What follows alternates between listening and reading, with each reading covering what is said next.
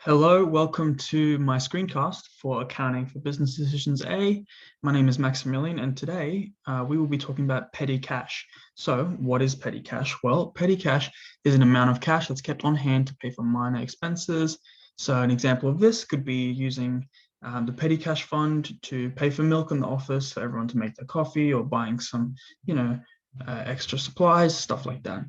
Now, it's important as accountants and bookkeepers, they don't need to waste their time curating journal entries for lots of these small value payments.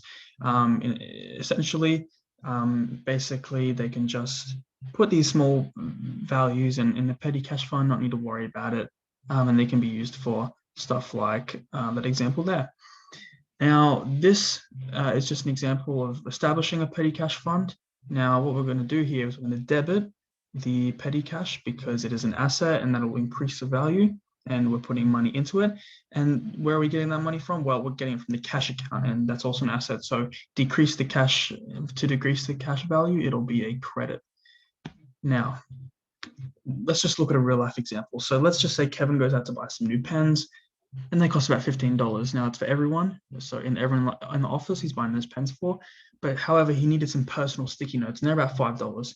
So they're for him. So that'll be a miscellaneous expense, same as like getting a coffee for himself. The pens, however, will be a supplies expense. So we're going to debit the $15 and the $5, and we're going to credit the cash because it is coming out of the cash. However, let's just say he received $1 more in change. That's just going to go in cash short and over, and it'll essentially just take another $1 off out of cash because we're not taking out as much because of that $1. It adds on to it. So how do they relate to GAAP? Well, monetary unit, we're still assuming that the dollar is the most effective way to measure transactions. So that's a factor. However, time period, I would say, is probably the most important. So making sure that the use of petty cash must be done as soon as possible, the recording of the petty cash use. You can see the guy on the right, he's definitely been waiting a bit too long for the petty cash recordings. So we don't want that to happen.